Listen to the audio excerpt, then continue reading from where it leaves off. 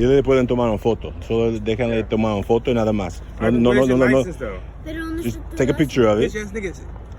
Stop telling me what to do, bitch. And it's probably good you not call me a nigga again. A nigger. Ya te Look, mandó la stop. foto Stop de- telling me what to do. Yeah. You're acting like a fucking nigger. You keep it up. Yeah.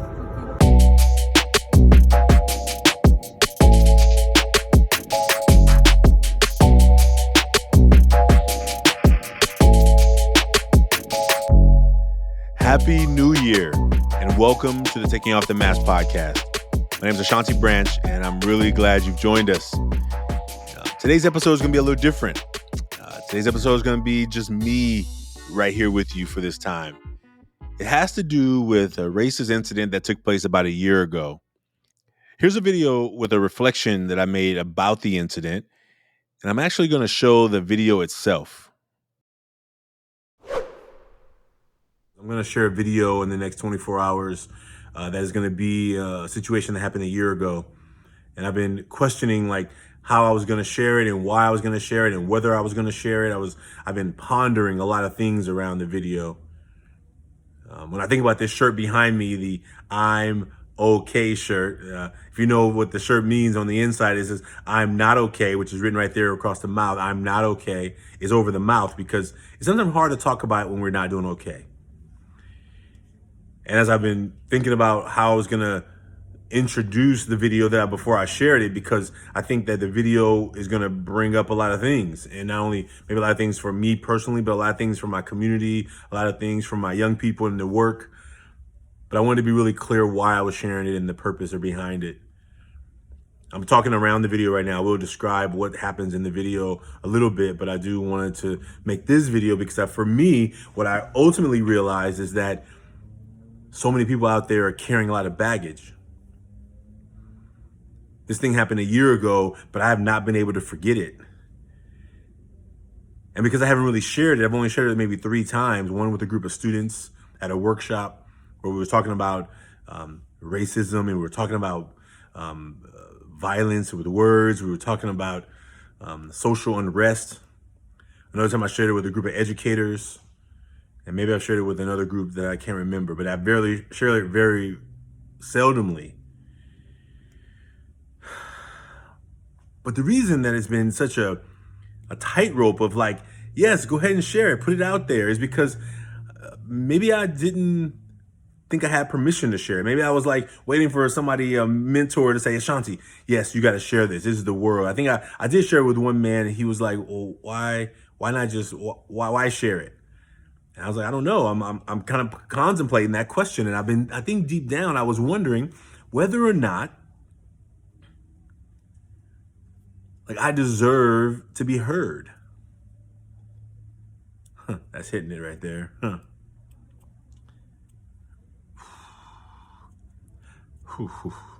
I think most of my life I've been in charge. I've been responsible for others. I've been a big brother. I was the oldest. I take care of my siblings. I'm trying to do the best to help my mom out. And when I needed something, my default was to take care of others. Put your needs to the side. Take care of others. Don't worry people with your stuff. As a leader, I sometimes do the same thing, right? I'm taking care of everybody else, and I'm like not taking care of my needs. Like this holiday season, we were giving our team a week off, and maybe even 2 weeks off. But that first week, I was like, I was supposed to be off, but I was still like, oh wait, have we taken care of this? What's happening with this? What's happening to the end of the year payroll? What's happening? Like, so my brain just could not unplug, and I haven't unplugged for a long time. And so knowing that my default is to take care of others, to like sit back and like let myself just be maybe taken care of, is really difficult. And so I'm processing like whether I'm showing this video or not because I don't think this is an important video to show, but it's because, well, I don't want people to have to then come take care of me. I don't want people to feel like they need to come take care of me. And I think maybe even a deeper layer of that is sometimes I don't think that my needs matter.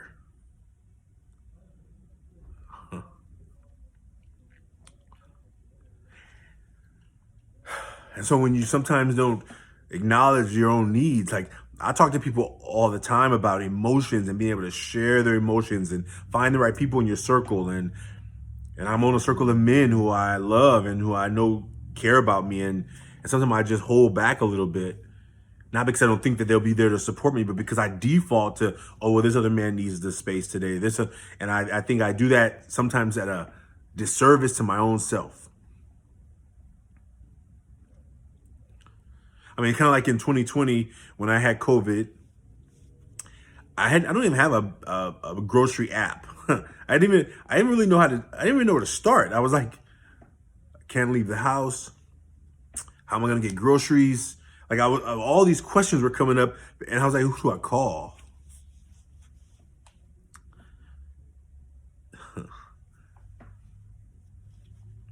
So I want to get through this video so I can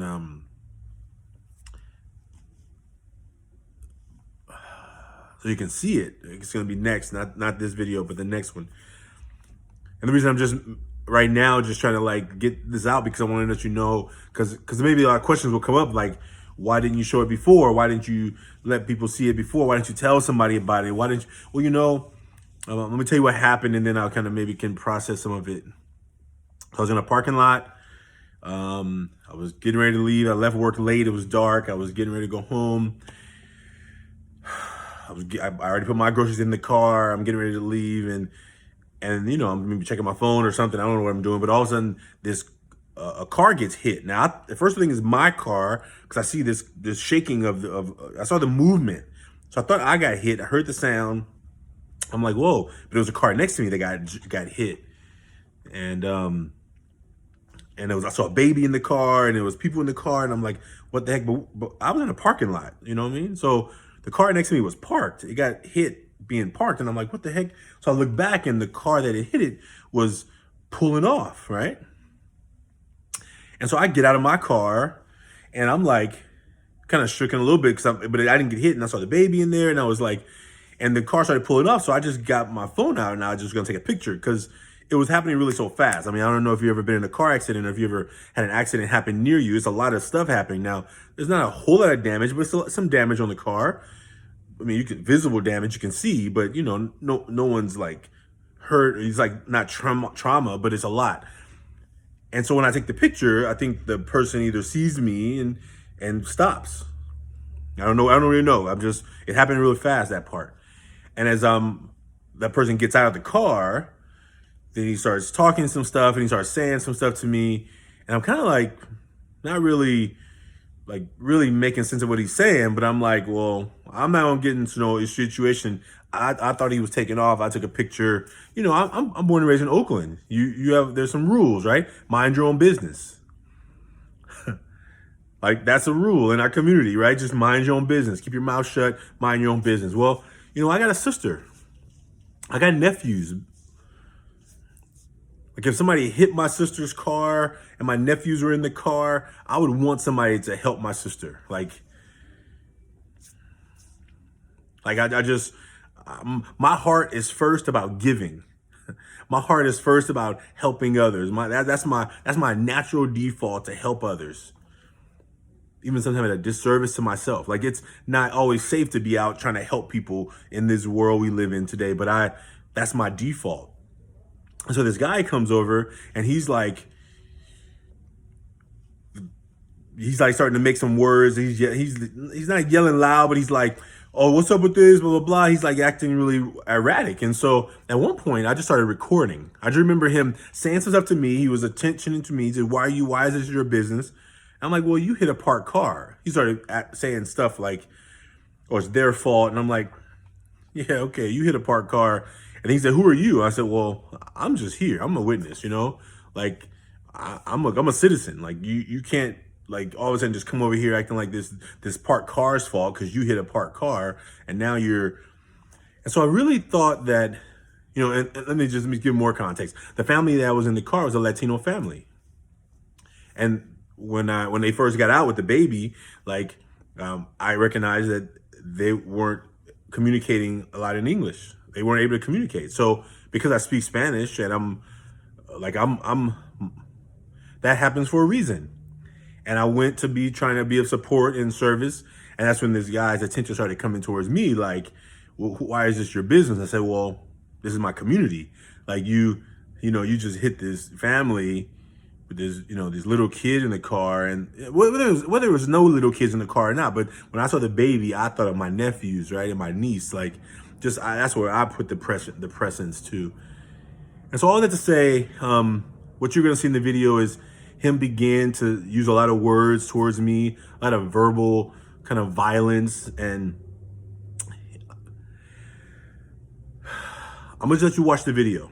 And what you're going to see in the video is me trying to, you may even hear me take a few deep breaths in the moment, because what's happening to me in that moment, the words he's saying to me, he's trying to take my attention away from being in service of this family. Because if I make it about me, if I begin to fight, if I begin to go into a rage, how does that serve this family? It doesn't. It doesn't serve them at all. It actually makes it worse, because then I got to deal with the police showing up. Now, here's my thing about the police. Like, I've not always had good experiences with police. So to wonder if the police are going to come, I'm in a verbal battle with this guy. I'm who I am. Now I got to deal with them. And I just didn't feel safe. This is 2020. I mean, this is the year that George Floyd was killed. Like I'll never forget seeing Philando Castillo killed in a car while I was at Starbucks looking at my computer and just realizing that, oh my goodness, like just in his car really and finding out that like what can happen in a split second when people lose their ability to process and think well, behaviors happen towards people who look like me. And I was in part ways terrified, but in also part ways like really wanting to react and wanting to not to react in a really positive way. I was like, part of me was wanting to be enraged. And as I drove away, I was, but while it was happening, I was just trying to stay present. Like, just keep this about this family. Keep this about supporting this family. This is my sister. This is my brother. This is my family. Like, that's how I processed it. And that's, I think, how I was able to kind of keep my cool in the moment, even though it was deeply jarring. It probably is not good for you to say that to me. I really don't care. Well, you should care. We don't give a fuck who you are. Well, you don't have to care who I am. It's nothing to do with you. It absolutely has to do with me. I'm a How witness. does it have something to do with you? I'm a witness. Okay. Cool. Okay. Good. Well, So- you just sit over there then. So were you in the car? I was in the car. Yes, I was. So- this bitch ass nigga I was in recording the fucking shit. Hey, fuck car. this nigga. So you're- He ain't nobody. Hey, anyways. Okay. Cool. You're waiting ass wait to be called on. Oh, well, it's all good. God damn. Because we're clear about the problem. Weirdo. Take a picture of this shit too. Clear about the problem. What? I'm clear about the problem. Nobody gives a fuck about what you're saying. babe, don't worry Nobody's talking about to his you. So the fact that you speaking to me has nothing to do with. To you. Well, I'm clear about the situation. We don't give a fuck. You're seeming stressed. I'm not stressed. We don't give a fuck. Well, You're over here in somebody else's business. You mind your Babe, own. Mind your own. it is my business. Hey, It's not. Mind hey, your who own. gives a It is fuck my about this business. bitch ass nigga? You want to be a witness? Cool. Be a witness. I haven't told anybody anything. But the fact that you're calling me a snitch means that you have a problem. Babe. So manage yourself right now. Manage yourself. Hey, fuck you, bro. Stop talking to my Brother, girl.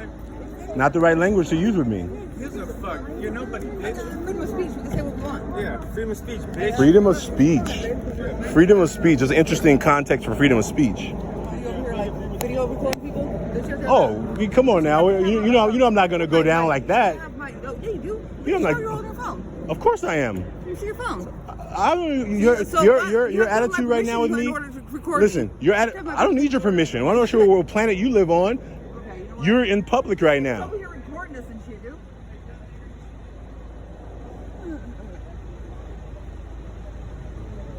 So la señora, ellos tienen que prohibir la aseguranza, ¿ya? Entonces, ellos están tratando de pedir por otras cosas que no es la variedad.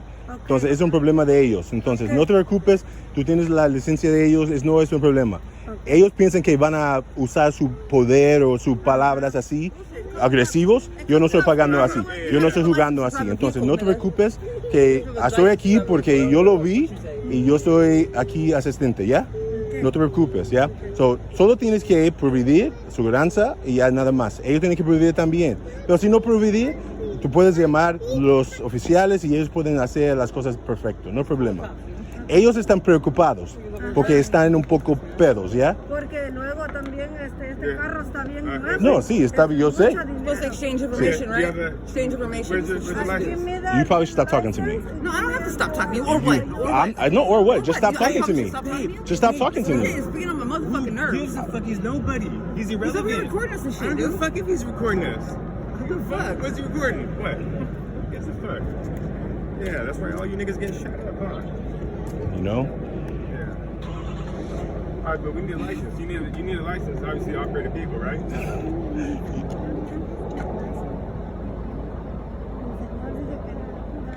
Okay, what about your license? You're taking my information. What about yours? Sacar la aseguranza, si tienes la aseguranza de la carro, sacar la aseguranza. Okay, my shit, where's your Estoy bien. Solamente necesitas la aseguranza. Driving without a license. He's trying to provoke some other shit. He ain't provoking nobody, bro. He ain't provoking nobody. Yeah, hope you feel safe with that camera too. Brother. Mark ass nigga. But ain't your brother. Yeah, ain't your brother, motherfucker. I'm white, alright, nigga. Well, you probably shouldn't call me nigga anymore Do then. whatever you want. Well, Stop telling people what they should do. Yeah. you probably should stop talking to Baby, me. baby, this is weak ass practice. Hey, you're letting yourself be provoked. He ain't nobody. I probably should. Or probably. Baby, fuck this nigga. Baby, fuck this nigga. He ain't nobody. Baby. You sure you got a copy of his plate and shit too? Yeah. Matter of fact, yeah. Okay. Here. So, dile que pueden tomar una foto. Solo déjenle tomar una foto y nada más. No. License, though. Just take a picture of it. Bitch ass niggas. Bro, stop telling me what to do, bitch. And it's probably good you not call me a nigga A again. nigger. Ya te Look, mandó la stop foto de- telling me what to do. You, Yeah. Ya te lo mandó la llave, no. You're acting like a fucking nigger. you keep it up. Yeah. Keep it up. Alright, you take a picture of mine too. Yeah. Bitch. You wasn't even relevant, motherfucker. We didn't need you, bitch.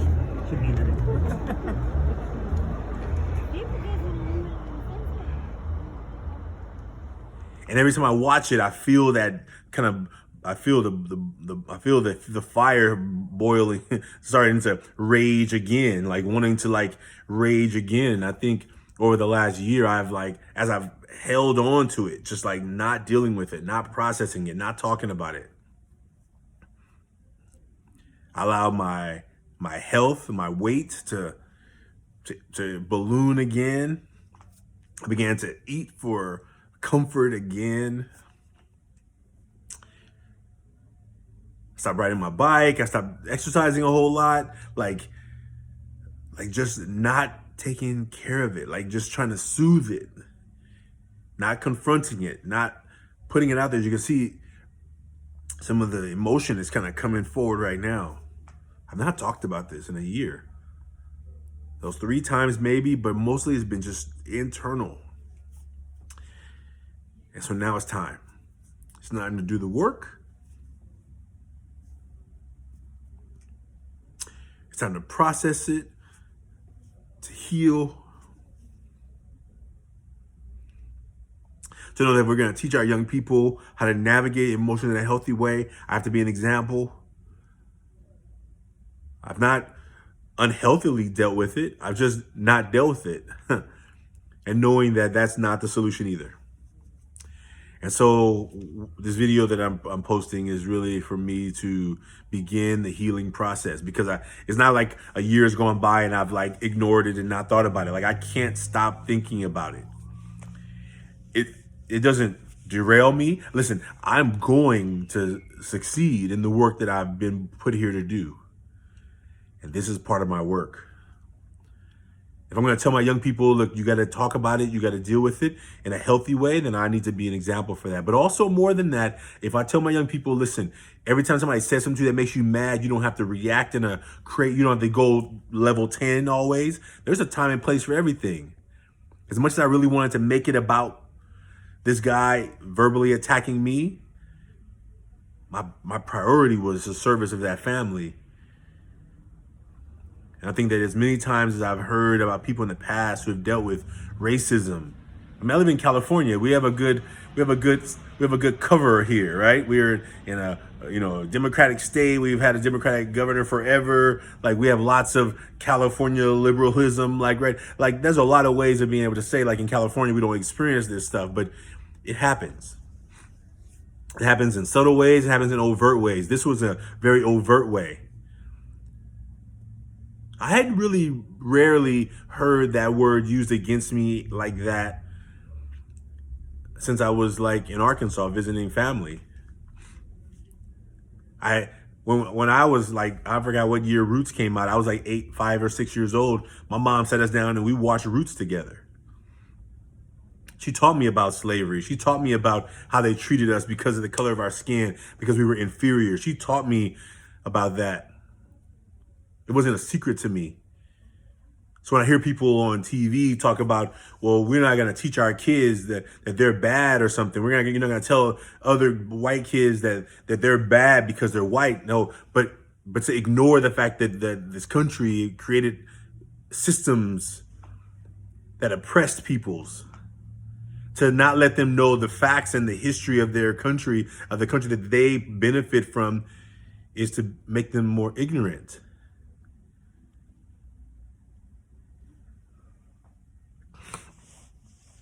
To make them ignorant. And so as I saw all these things come up, and I didn't want to touch into the CRT stuff, I didn't want to touch into this, so I just kept silent. I kept silent. And just recently, Bishop Desmond Tutu passed away, and somebody's recently read one of his quotes where he says, if you are silent in moments of injustice, you are siding with the oppressor.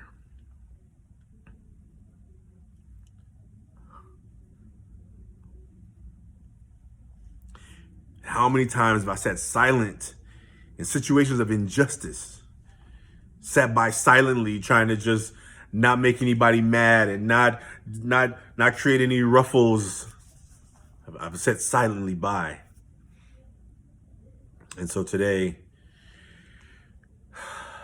I find a little courage to say at the end of 2021, of this year that has been, these last 2 years that have been really challenging as a nonprofit, has been challenging in the work, but it has helped me to really begin to see the other side of who I need to be, to do the thing that I think I was called to do. Like, I've been doing a lot of it, but I also have been holding back. And so in a journey of following your heart, I talk about the heart all the time. You see my necklace here, I have a necklace with several hearts on it. These hearts are made of shells. This heart is iridescent. These hearts that are something really important to me. And so today, with the process of my heart, I'm going to take one step at a time and continue pushing forward. And so the video you're going to see is it's a mission. The Work and Ever Forward, we teach young men to deal with their emotions in healthy ways. I hope, if nothing else, in this video you see that I've tried to stay focused, stay present. How do you teach mindfulness? Well, I don't sit people down and my young people in a program and say, hey, sit down and close your eyes. And I mean, those are really powerful ways, and we need to teach them ways of doing that. But how do you stay present in the moment of an attack? How do you stay focused? How do you not lose your calm when you need to be focused? I hope it helps somebody out there. And so I am sharing this video a year after, because I think it's time. And so I'm wishing everyone a happy New Year celebration. And as we continue this next year, knowing that 2022 is a big election year, we know that there's so many things happening in our country that may not be experienced here in California, but that we're seeing happen around the country. We can't ignore it. We can't sit back and wait. We can't sit back and hope that other people are going to treat us better. We're going to have to step up and stand up and find the courage in moments that are sometimes very difficult. So thank you. Thanks for the journey you've been on with us, with the podcast, with the Ever Forward Club, with this work. And I hope that something inspires you to get involved, to support, to donate, to share, to like, to comment, be a part of this movement with us.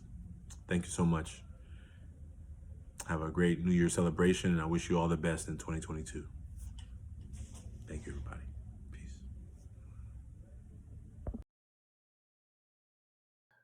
Well, thank you for taking a look at that situation. You know, depending on where you sit in these types of conversations, you may feel totally activated right now. You may feel nervous right now. You may feel offended right now. You may feel a lot of things. One of the questions I continually ask myself is, why am I sharing it now? Why did it take me a whole year? As you can see me reflecting in the video, I was been asking myself the same question for a long time. There's recently a question I heard by a man named Jim Cathcart, and he said, maybe ask this question to yourself every day. How would the man that I really dream of being do the things I'm about to do? Now, for me, it's connected to being a man, but the question is, how would the person you dream of being do the thing you are about to do? And when I began to ask myself that question, I'm clear that the person that I dream of being would absolutely share that video, because I need to be free, not to look for anything, not to need anything, but to know that I've been holding it back, even though I'm thinking about how it can serve others. How these incidents that not only happen in other parts of our country, but happen right here in California, how it can also serve others. How the young people we work with can learn from those experiences. That how do you navigate a situation that makes you angry and frustrated and want to rage, and navigate it in a way that maybe looks different. That's why I'm sharing it today. It's for my own freedom and for all the ways that I can decide that today is going to look different.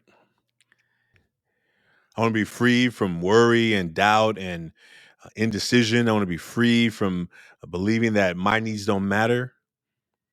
I want to be free from that voice that I hear in my head over and over and over again. As I hear him say that to me over and over and over again, I want the freedom to know that, Ashanti, as much as I look back sometimes and wonder, how did you let that slide? I more so know that I took those arrows, those words, that old phrase, sticks and stones will break my bones, but words will never hurt me. I understand the meaning of that context of that statement, but words do hurt.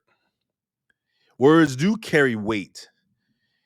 And what I'm clear about now is that no longer will I continue to allow those things to drag me and pull me. That the person that I want to be is free.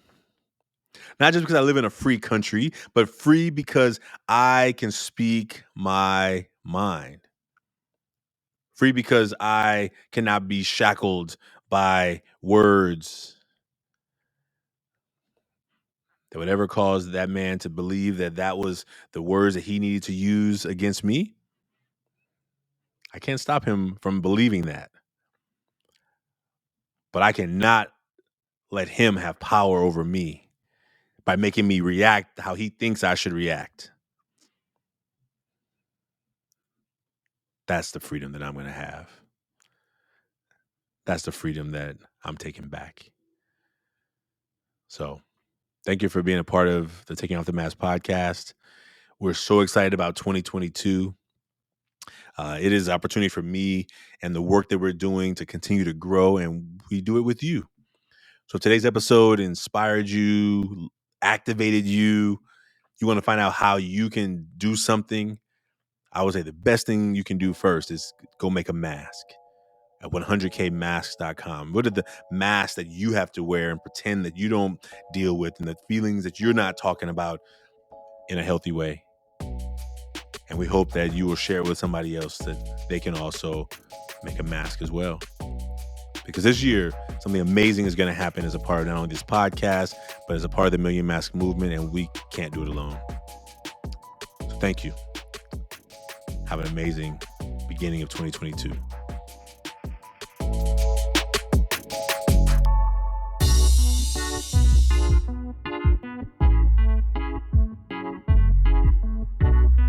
The Taking Off the Mask podcast is produced by Ryan Louie.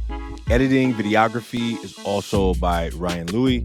Graphics by Kelly Wong.